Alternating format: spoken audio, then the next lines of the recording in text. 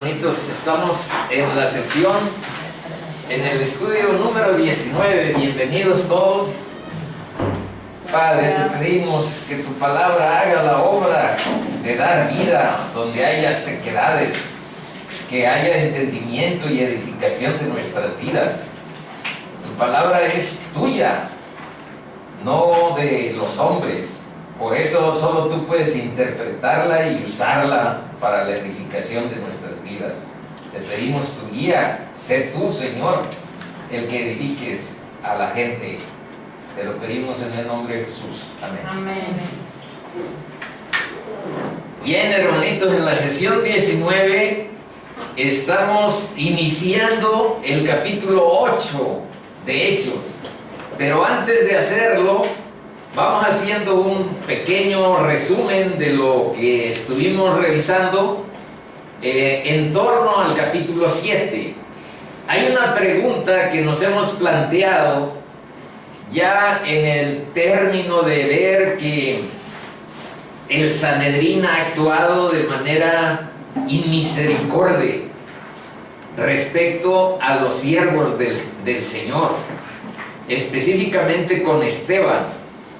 Porque aun cuando Esteban les estuvo mostrando el conocimiento de la palabra, el conocimiento de la historia de Israel, haciendo un recuento puntual desde Abraham, siguiendo con Moisés, con los constructores del templo que fueron David y Salomón, aun cuando hizo mención de José, se me olvidó mencionar a José después de Abraham, antes de Moisés, José.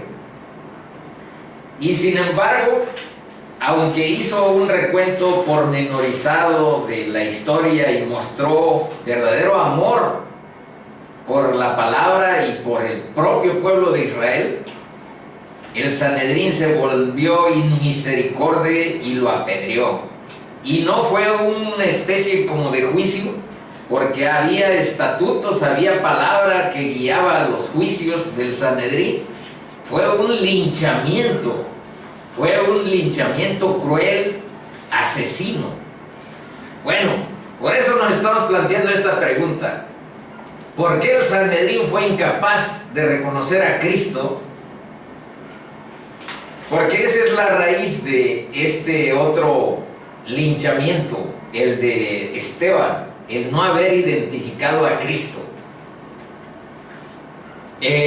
Porque cuando en el momento en que Esteban, viendo al cielo, dijo: y veo a Dios y a la derecha a Jesús, es cuando lo lincharon, porque no querían oír eso, les parecía una blasfemia, que no podían aguantar escucharla. Bueno, y vimos que estos son algunas de las características. La pregunta es: ¿por qué fueron incapaces de reconocer a Cristo si se supone que eran los religiosos, las personas que estaban más devotamente en las atenciones del templo y de todo lo que son las costumbres, los ritos, las ceremonias, las fiestas? En todo eso estuvieron los fariseos y los saduceos como líderes del pueblo. ¿Y por qué, siendo que eran tan religiosos y en apariencia personas buenas, fueron incapaces de reconocer a Cristo, de reconocer a Esteban, de reconocer a los apóstoles? Porque ahorita vamos a ver que este asesinato, este linchamiento, tan solo fue el inicio de una explosión de represión selectiva, de persecución contra los miembros de la primera iglesia. Bueno, entonces aquí nosotros decimos la primera respuesta en estos términos. Una de las razones por las cuales esta gente fue incapaz de reconocerlo es porque sencillamente confiaron más en su religión, en sus buenas obras, para lograr la reconciliación con Dios. Se estuvieron plegando a una religión del mérito humano, basados en el esfuerzo del hombre, y rechazaron la solución divina. Estas son las soluciones humanas que pretendemos a veces establecer por nuestra propia sabiduría, por nuestro propio criterio, por nuestra propia prudencia. Pensamos que con esto resolvemos, con religión, con filosofía, pero Dios estableció en su plan eterno que no es así.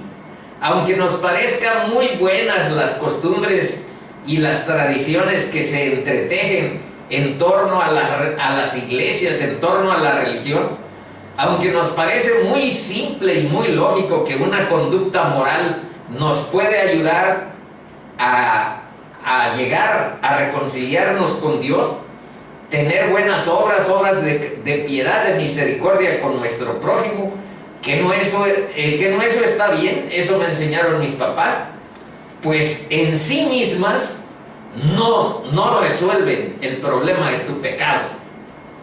En sí mismas no son.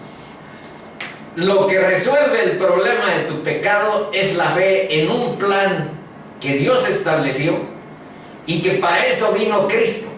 Si fueran suficientes tus buenas obras, hubiéramos hecho inútil la venida de Cristo a la tierra. Si con las buenas obras fuera suficiente, pues ¿para qué vino Cristo? Entonces no son las que pueden reconciliarte con Dios. Sí son importantes después de que te reconcilies hacer buenas obras, porque la fe que no tiene frutos es una fe muerta, como lo dijo Santiago. Bueno, entonces, ya entrando en materia, este es el primer texto que quisiera que leyéramos para irnos introduciendo al capítulo 8. Ahorita estamos cerrando todavía el capítulo 7. Dice: aquella luz verdadera que alumbra a todo hombre venía a este mundo. Aquí está presentando Juan a Cristo como el autor que estuvo en la creación desde el principio con el Padre. Veamos: en el mundo estaba y el mundo por él fue hecho. Fíjense bien en eso. El mundo por él fue hecho, pero el mundo no le conoció. A lo suyo vino y los suyos no le recibieron. Mas a todos los que le recibieron, a los que creen en su nombre, les dio potestad de ser hechos hijos de Dios, los cuales son engendrados de sangre, no son engendrados de sangre, ni de voluntad de carne, ni de voluntad de varón, sino de Dios. Bueno, esta presentación nos dice por qué está en el plan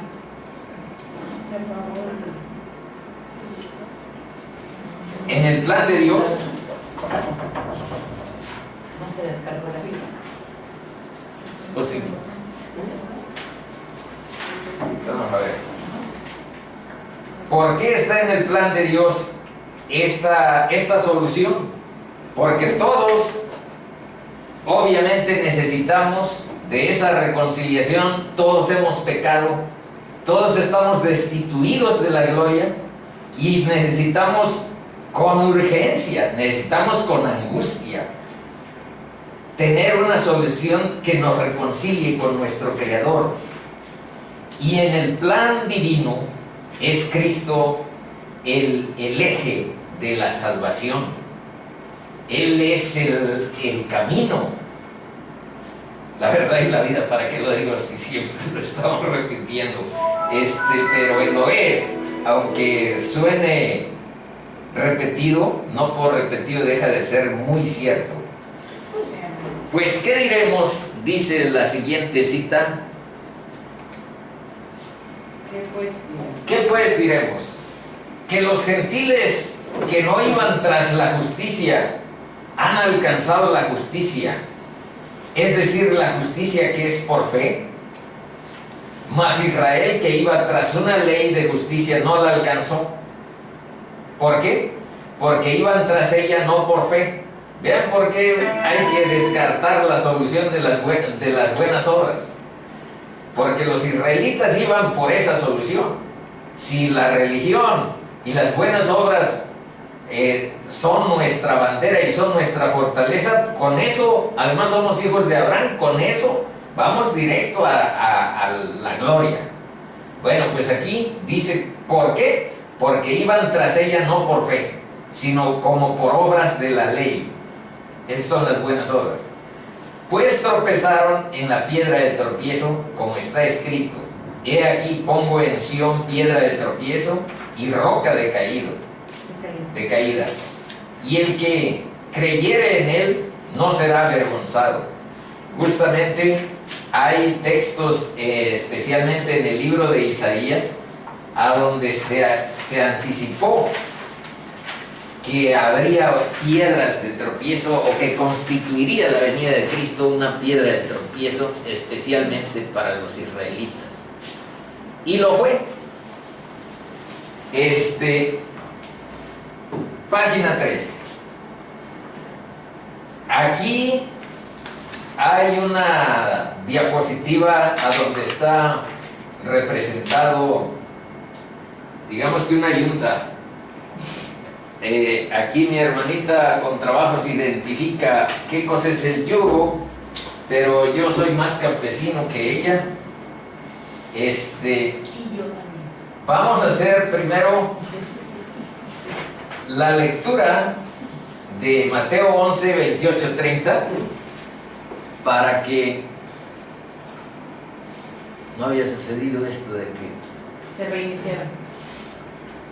se apagó todo. O sea que estaba desconectado aquí y se acabó la pila. Es que tengan un poco de paciencia para que les pueda proyectar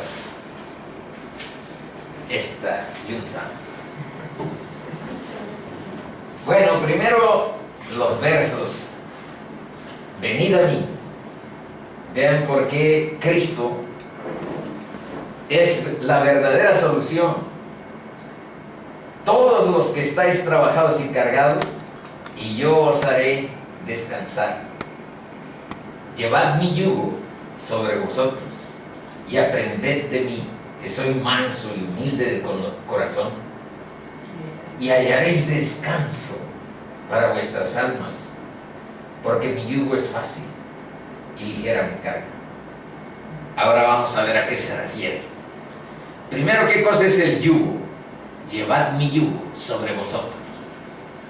Ya esto de venid a mí todos los que estáis trabajados y cargados, pues se refiere a esos que están cumpliendo, tratando de cumplir con todas las cosas de la ley, las buenas obras y ser piadosos en nuestra carne. Si hay que ser piadosos, si hay que hacer buenas obras, pero primero hay que estar con el Espíritu de Dios en nuestra vida. Esa es la diferencia. ¿Qué cosa significa el yugo? El yugo es tu perspectiva de vida, tu cosmovisión. Pero aquí lo dice de otra manera: es tu forma de pensar, tu forma de entender, tu perspectiva del mundo y de la vida. Y Él es Señor, no tú de ti mismo. Fíjense bien en esta parte. Jesús, si aceptamos el yugo de Jesús, Él se convierte en Señor de nuestra vida y no nosotros de nosotros mismos. Y eso es lo más difícil. Porque nuestro ego dice: porque voy a entregarle el control de mi vida a otro que ni siquiera veo. Pero Cristo es nuestro creador. Acabamos de ver un texto anterior. Cristo es Dios. Él es dueño de las vidas y de las almas. Entonces es un asunto de pedirte tu voluntad, porque nos dio la libertad de opción, el que nosotros le digamos: sí, te la entrego, tú guíame, tú eres más sabio que yo, mi libre albedrío lo dejo en tu mano, eres más sabio que yo. Bueno, ese es el yugo, manitos. Él es Señor, no tú de ti mismo. ¿Y qué cosa es la cerviz? Ya ven que le dijo Esteban a los del Sanedrín: duros de cerviz y incircuncisos del corazón y de los oídos. Bueno, esa dureza de la cerviz es el cuello que no se dobla. Lo vimos, pero aquí dice que es el cuello. Pero vean qué significa. Es el que sostiene tus ideas, tu perspectiva, tu entendimiento, pero sirve de conexión con todo el cuerpo. O sea, la cerviz, tu cuello, es algo así como tu conexión entre tu filosofía y lo que haces espiritualmente. Entonces, a eso se refiere esta parte y este yugo. Por eso puse la yunta de bueyes. Y el descanso, porque aquí dice que soy mal y hallaréis descanso para vuestras almas. ¿Qué significa el descanso? Significa que hay que humillarnos, hay que someternos y abandonar actitudes de autosuficiencia, de altivez, y por supuesto lo más importante es obedecer la palabra, es descansar en Cristo obedeciendo la palabra. Encuentras paz que sobrepasa cualquier entendimiento, tal como dice por ahí la palabra. En obedecer la palabra y de poner tus actitudes de orgullo, de autosuficiencia, de altivez, de soberbia, como si tú pudieras determinar el bien y el mal, que también fue un tema que estuvimos revisando. Bueno, ¿y qué significa eso de que es fácil?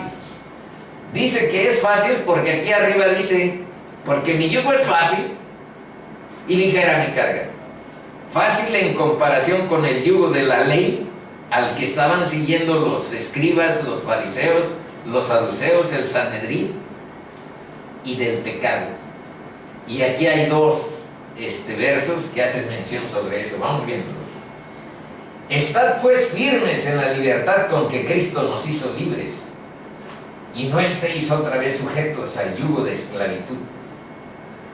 Allí se refiere Pablo a unas personas que estaban asusando a la iglesia de Gálatas para que se circuncidaran, para que siguieran las tradiciones de Moisés, porque decían que con solo creer en Jesús, con solo bautizarnos y seguir la palabra, no es suficiente, tienes que circuncidarte y tienes que seguir las leyes de Moisés.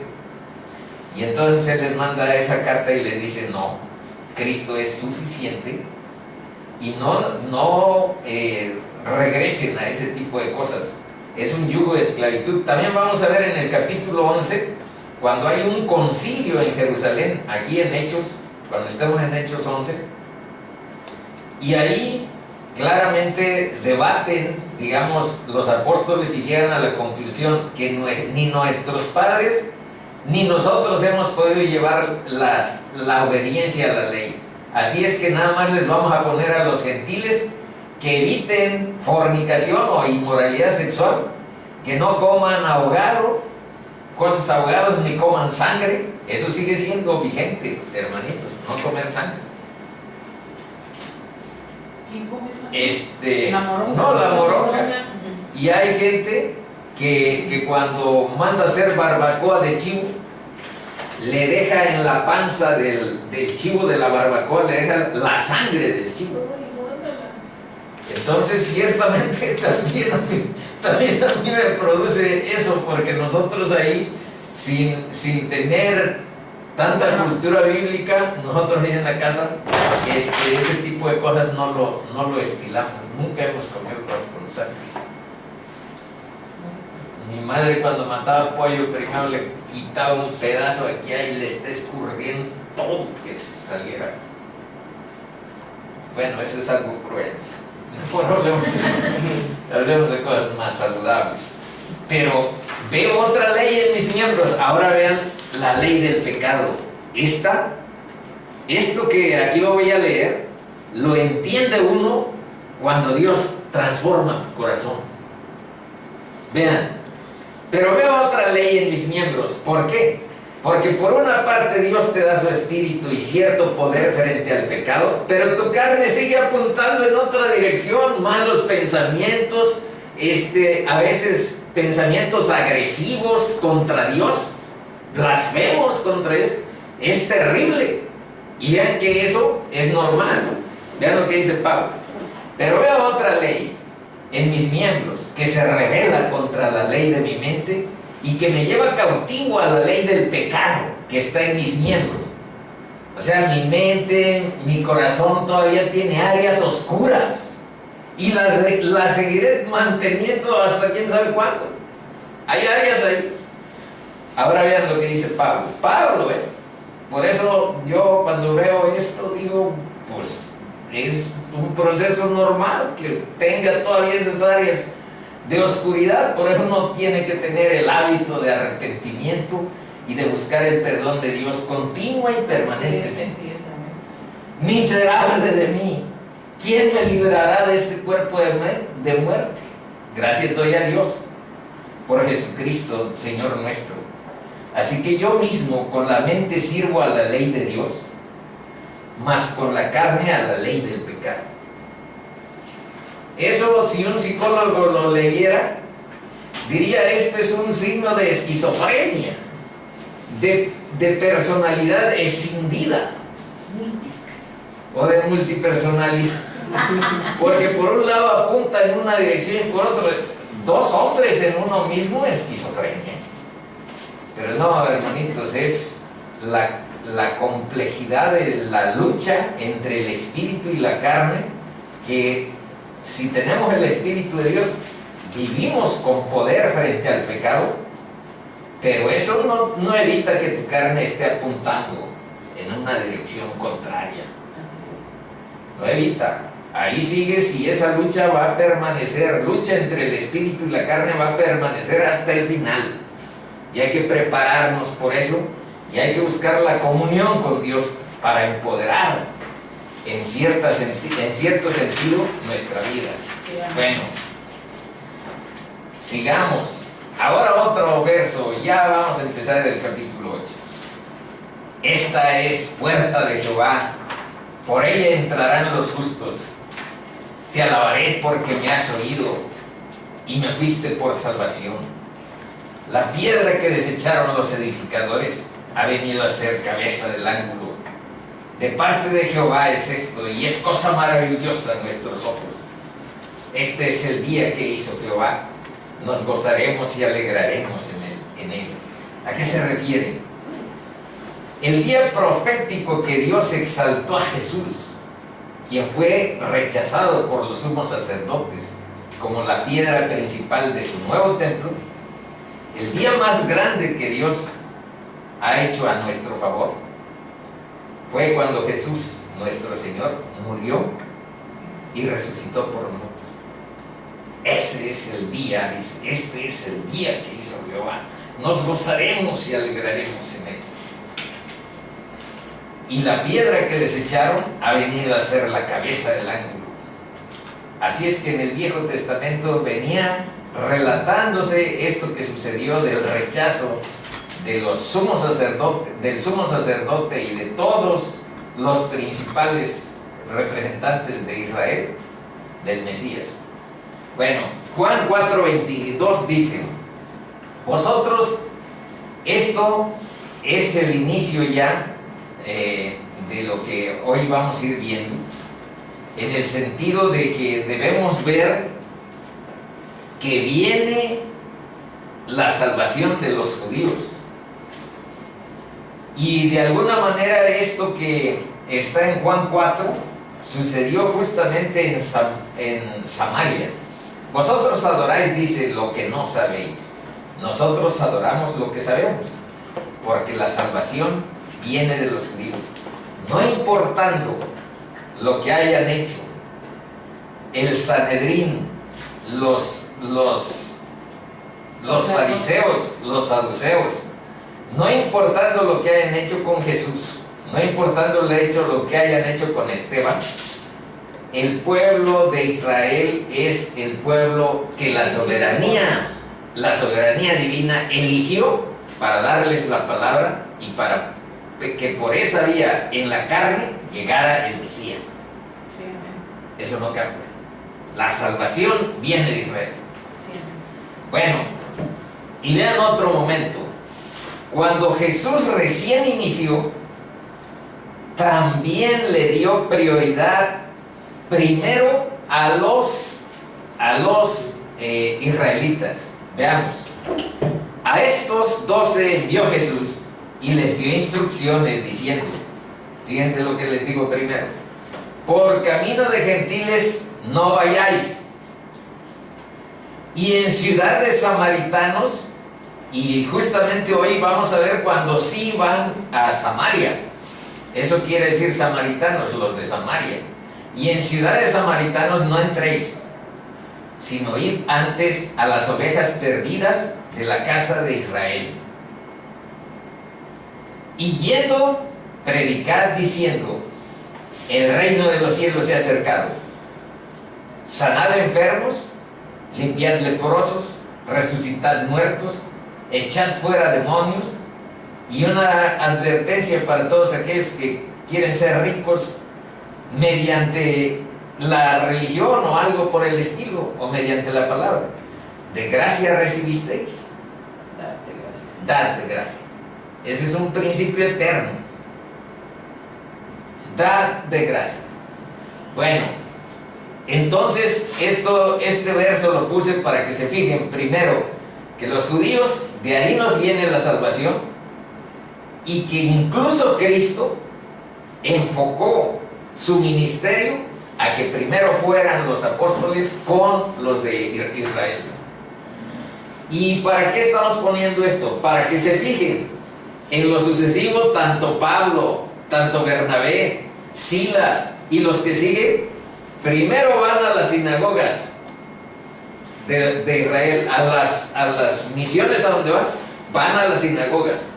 Ya que ahí los casi corren o casi matan, entonces, como les dijo Cristo, se sacuden y les dicen, no, nos vamos con los gentiles.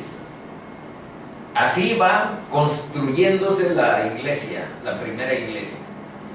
Y tan solo estamos anticipando esta manera.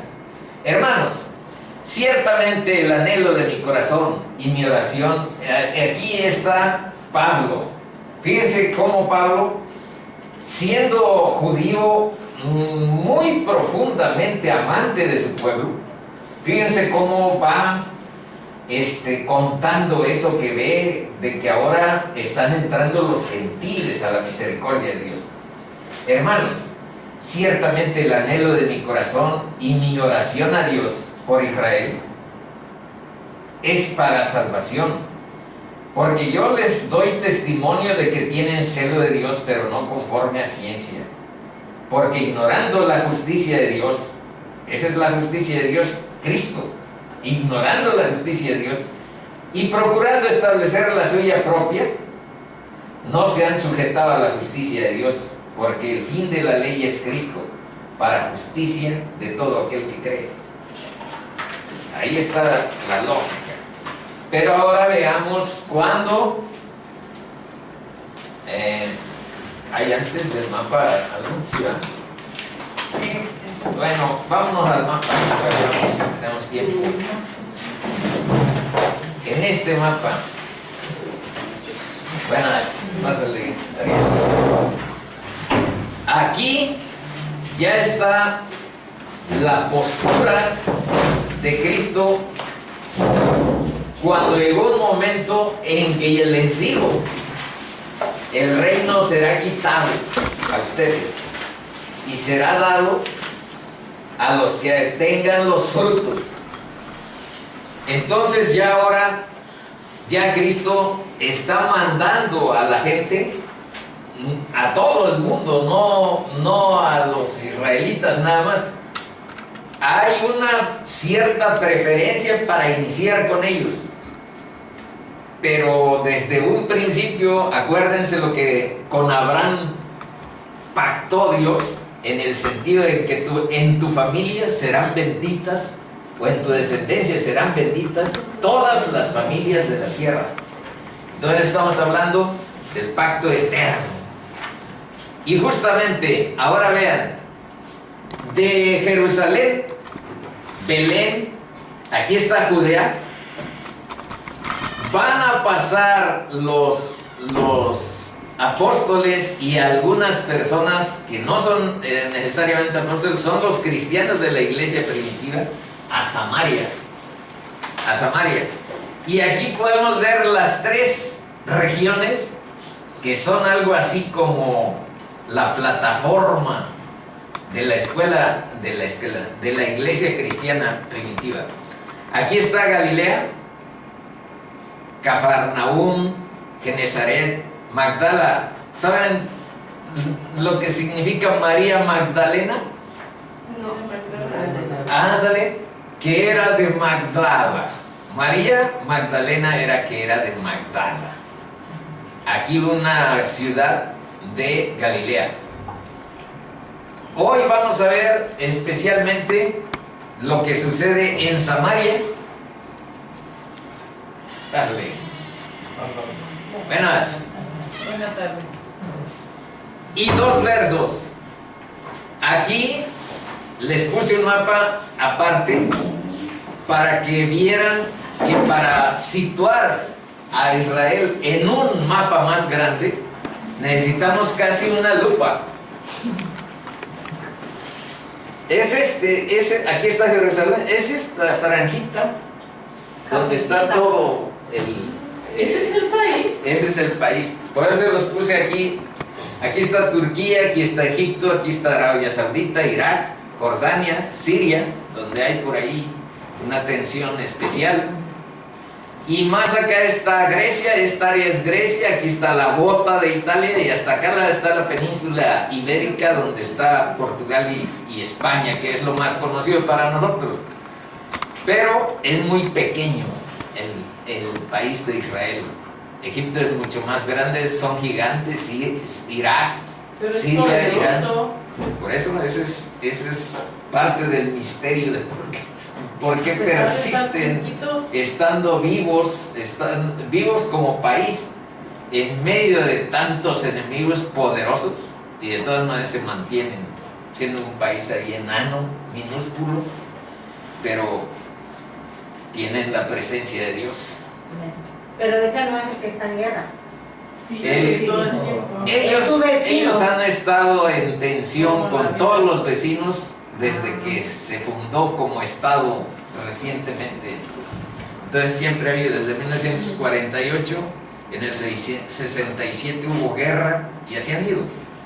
Pero así se los puse para que ubiquen cómo es de pequeño este país y cómo es de importante para la Esos son los eternidad. estados de Israel. Ándale, pero estos son del siglo I. Estos son del siglo I. Es justamente lo que ahorita vamos a revisar. Bueno, vamos a ver primero los versos. Pero esto ya lo vimos cuando estuvimos en el capítulo 1 de Hechos, nada más para que lo recuerden. Pero recibiréis poder cuando haya venido sobre vosotros el Espíritu Santo, y me seréis testigos en Jerusalén, en toda Judea, en Samaria y hasta lo último de la tierra. Y ahí pueden ir viendo, hasta ahorita no han salido los apóstoles de aquí, de Judea y especialmente de Jerusalén.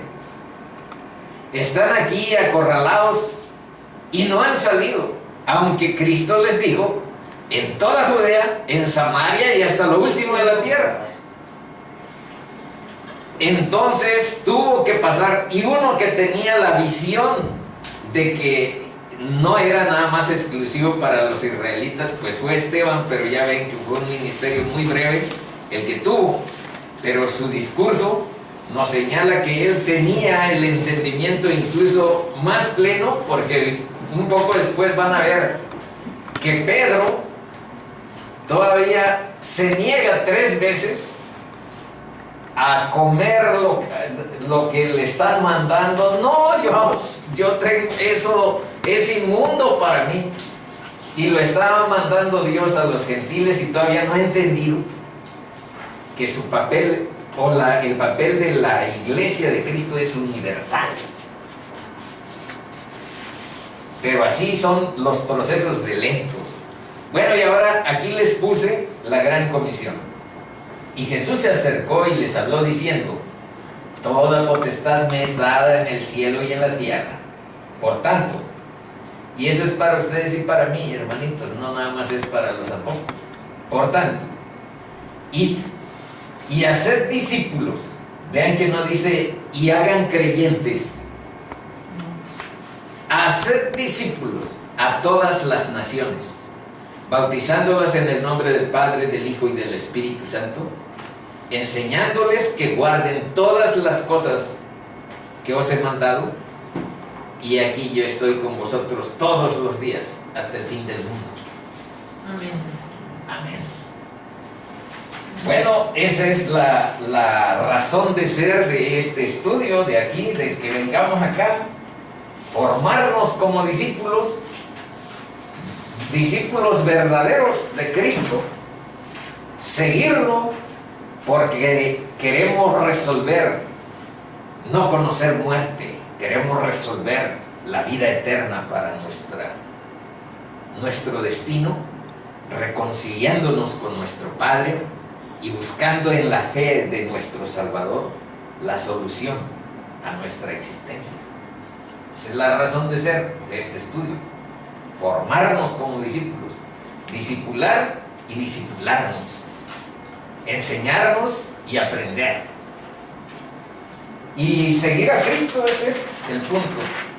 Bueno, ahora sí, vamos directo al capítulo 8. Vean con qué crueldad inicia este capítulo 8. Y Saulo consentía en su muerte. Se refiere a lo que pasó con Esteban, que fue apedreado, que fue linchado cruelmente y misericordiamente, criminalmente, por personas que según eran los principales de Israel, príncipes se les llama, porque son hijos de los pudientes, porque son los acomodados, porque son los más entendidos, etc. Bueno, pero ahora vean que no fue suficiente eso. En aquel día hubo una gran persecución contra la iglesia que estaba en Jerusalén, y todos fueron esparcidos por las tierras de Judea y de Samaria. Bueno, justamente se está cumpliendo este cometido. Se fueron a Judea y a Samaria. Va ampliándose el horizonte de intervención del Evangelio. Y los hombres piadosos llevaron a enterrar a Esteban e hicieron gran llanto sobre él. Los comentarios que estuve leyendo dicen que estos hombres piadosos, digamos que se opusieron, resistieron parte de lo que estaba escrito en algunos de los libros de los fariseos, no en la palabra de Dios, porque los fariseos tenían sus propios libros que fueron aumentándole a la Biblia otros textos que no eran de inspiración divina y que eran los que ellos más respetaban. Entonces, en uno de esos libros, el Talmud, es a donde se dice que no debieran de hacerle duelo a una persona que había sido apedreada, porque se supone que eran cosas detestables, abominables, esos personajes a los que se llegaban a apedrear. Entonces no debieran. Y hubo personas que desafiaron lo que decían las tradiciones del Talmud y enterraron a Esteban cristianamente, digamos, hicieron gran llanto sobre él. Y sigue Saulo. Ya después veremos en un capítulo posterior cuando cambia de nombre que aquí se presenta como cruel y parte del Sanedrín. Y Saulo asolaba la iglesia y, entrando casa por casa, arrastraba a hombres y a mujeres. Fíjense bien la crueldad, el coraje de Saulo, y los entregaba en la cárcel. En el capítulo 22 de Hechos dice que los presionaba para blasfemar, para decir, no, yo no conozco a Cristo. Y si eso decían, pues los dejaba libre. Pero si no, si mantenían la firmeza de su creencia en Jesús, pues a la cárcel o a la muerte. Ese era Pablo. Tiempo judicial.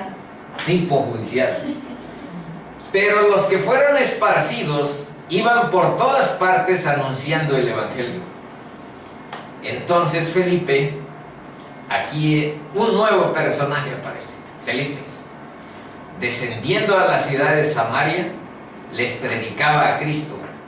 Y la gente unánime escuchaba atentamente las cosas que decía Felipe, oyendo y viendo las señales que hacían.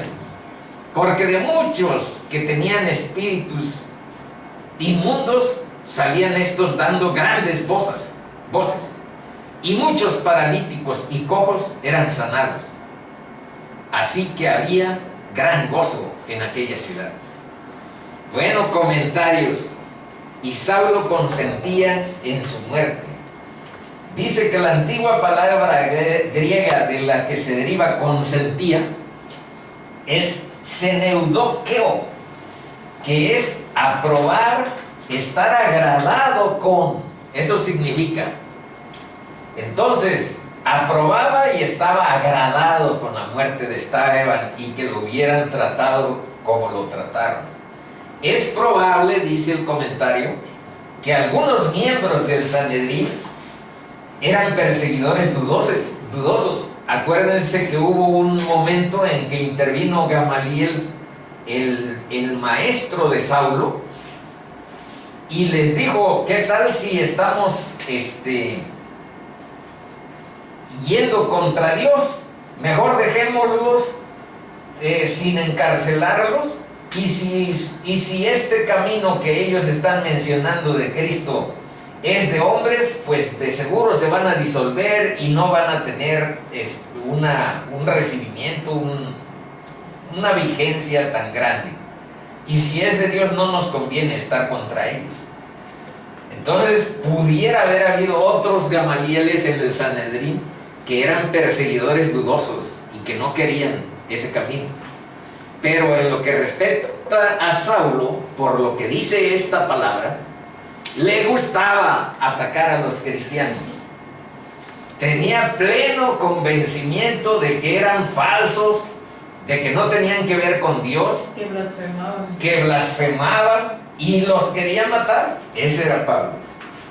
Ya veremos en el capítulo 9, esto parece una novela. Sí. Si nos interesara la Biblia como desde el punto de vista literario, me iban a ver que haz de cuenta una telenovela es que te deja como encantado con la trama, y para el siguiente capítulo veremos el desenlace de esto. Algo parecido va a estar entre el capítulo 8 y el 9, porque aquí está Saulo como un verdadero criminal oscuro, con un alma cruel, y de pronto va a haber algo dramático en su La vida. transformación. Algo dramático en su vida. Y veremos ahí reflejada parte de nuestra propia condición. Porque muchos venimos de condiciones oscuras como la de Pablo. Yo soy de esos. Bueno, porque yo soy, ahora vean a Pablo, ya en otro momento, porque yo soy el más pequeño de los apóstoles, que no soy digno de ser llamado apóstol porque perseguía la iglesia de Dios. Ya en otro tono ahí, pero transformado. Hechos 22, para que vayan viendo. Señor, fue sincero, le dijo a Cristo: Señor, ellos saben que yo encarcelaba y azotaba en todas las sinagogas a los que creían en ti. Y cuando se derramaba la sangre de Esteban, tu testigo, yo mismo estaba presente y consentía en su muerte y guardaba las ropas de los que le mataban. ¿Esto qué lo dijo? Eso lo dijo Pablo. Sí. Pero me dijo, eso está hablando Cristo con Pablo, pero me dijo: ve, porque yo te enviaré lejos a los gentiles. ¿No fue porque guardaba la ropa de los que lo mataban? Yo pienso que porque mira, necesitabas libertad. Entonces, como traían acá siempre túnicas y cosas así, pues para una operación, haz de cuenta que vas a hacer ejercicio. Para hacer ejercicio necesitas como que liberarte de ropa que te estorbe. Entonces, esa es mi explicación. Pienso que esa era. Dice: hubo una gran persecución contra la iglesia. La muerte de Esteban era solo el principio. Los miembros de la iglesia fueron amenazados con violencia y quizá la muerte, pero como siempre ha sido el caso, la sangre de los mártires vino a ser la semilla de la iglesia. Dios puede usar y usará las circunstancias difíciles para guiarnos hacia su voluntad. ¿Para qué les cuento la historia que aquí he mencionado? Pero una cuestión así difícil, un matrimonio que está en plena crisis, puede ser el punto de partida para que busques la presencia de Dios en tu vida. Una enfermedad que Dios permitió que te llegara, pero para que lo busques, para que te reconcilies, para que encuentres que es producto de tu desobediencia y de tu rechazo a Dios. Entonces, en muchas ocasiones, hermanitos, por eso yo les digo a mis hijos, grandes y chicos, no se esperen a que haya una situación de esa naturaleza para que busquen a Dios. Además hay un proverbio que dice que entre más chavos lo busquen, mejor. Entonces no hay que esperar. Yo tuve una experiencia desastrosa. No quisiera que se repitiera con ninguno de mis hijos y mucho menos con ninguno de mis hermanos ni de mis amigos. Pero Dios ocupa ese tipo de situaciones para que tú lo busques y para que te reconcilies y veas que existe un creador y veas que su palabra es su palabra y por ende la verdad absoluta y universal que necesitamos para vivir. Ahí está. Bueno, dice, la iglesia había empezado a existir como un organismo exclusivamente judío. Esteban tenía una visión que trascendía las limitaciones nacionales, pero ya ven que duró muy poco. Él sí entendió la aceptación de los gentiles antes incluso que los apóstoles. Su discurso lo señala. Y ya al rato el apóstol que nosotros reconocemos de los gentiles pues es Pablo. Pero Esteban fue el pionero, el precursor de que se rompieran las barreras que todavía había debate todavía. Bueno, y la salvación es también para los gentiles. ¿Y saben por qué? Porque para el pueblo de Israel, los gentiles, tú y yo, éramos para dos cosas. Uno, para servir de leña para el infierno. Ese era nuestro destino, según los israelitas. Los gentiles, sí, son leña para el infierno. Inmundicia. Y otro destino que tenían pensado los israelitas respecto a los gentiles. Ah, sí, los gentiles serán nuestros siervos en la nueva vida. O sea, serán nuestros criados, serán nuestros esclavos, los gentiles. Nosotros somos el pueblo de Dios. Entonces así se ensimismaron, así se llenaron de orgullo, así se llenaron de oscuridad. Y esa situación persiste. Todavía los apóstoles no tienen claro que van a ir con los gentiles. No, ¿a poco? Y van a ver ahorita que Pedro y Juan va a ver si de veras llegó el Espíritu Santo con los samaritanos. ¿A poco? Todavía no se la creen. Y estamos hablando de personas que estuvieron 3 años con Cristo viviendo. Entonces las tradiciones y las costumbres a veces impactan, dejan sellos. Esta gente, Pedro, Pablo, todos los apóstoles tienen un sello, un printing cultural se llama, así uno impreso los valores culturales que todavía no entienden. Nos siguen viendo a los gentiles, como les dije, para esos dos destinos. Bueno, todavía la iglesia se había asumido, no había asumido su misión universal, y en eso para las que tienen trasfondo católico, fíjense que en eso la palabra católico es muy acertada, porque católico quiere decir universal. Estamos hablando de la palabra. De otras cosas pudiéramos tomar algunas consideraciones críticas, como aquí también las hemos mencionado, algunas. Pero esa es una palabra clave, que indica una misión universal, no tiene límites. Ahora vamos a ver, dice, salvo los apóstoles. Si se dan cuenta, la persecución va contra todos, menos contra los 12. Menos contra los 12. ¿Por qué? Aquí hay una aproximación. Eran hombres buenos, los apóstoles. Tenían algo que inspiraba respeto. Se dice que una vez se le hizo una acusación maliciosa a Platón y su única respuesta fue, vean por qué lo puse ahí, este es, digamos que, secular, mundano, pero vean qué sabiduría de Platón. Dice, viviré de tal manera que todos podrán comprobar que eso es una mentira. Es como si te dijeran a ti, eres un maleducado, un ladrón. Viviré de tal manera que todos podrán comprobar que eso es una mentira. Bueno, así vivían. Dice, la belleza y el poder